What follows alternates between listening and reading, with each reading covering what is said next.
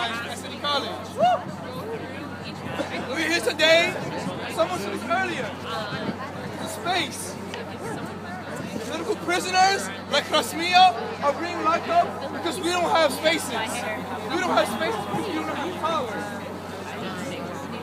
Zionism, imperialism, they have the monopoly of violence to dictate the spaces, they dictate what spaces we have and do not have.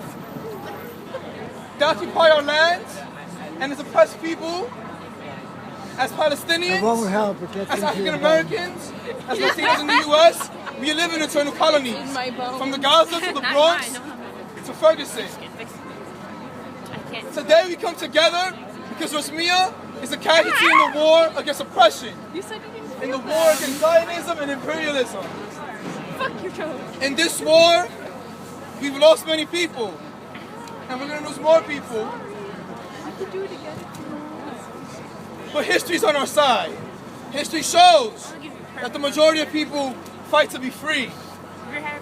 And that this freedom does not rest on ideals and material gains that we as oppressed people have constructed society. Rasmia, when we talk about the oppression of Rasmia, she's not simply in jail for 10 years. She's talking about someone who was deliberately tortured, who was raped and sexually abused. That some way U.S. soldiers come to the, have reproduced it to thousands of women in the Middle East. And the lands occupied, like Vietnam before, in the U.S. imperialist wars.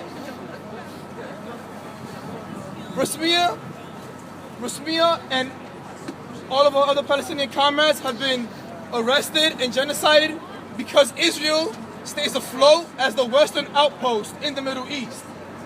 The same way Europeans wanted to settle and colonize the Americas is the same way they want to do the same thing to the Middle East. Israel stays afloat because of U.S. imperialism. You cannot separate that.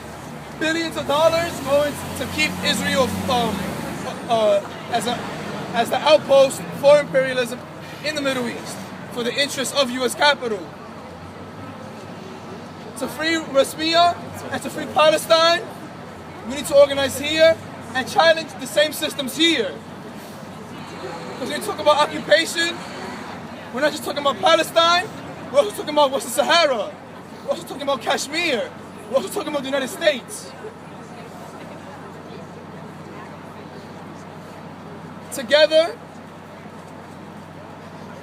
our enemies control the institutions which tell us that we cannot liberate ourselves through struggle. That we can only take the outlets they have set out for us.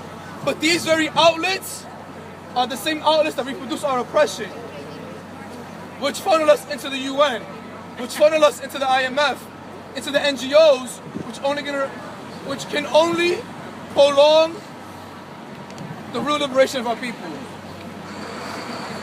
So, when we want to free our political prisoners, to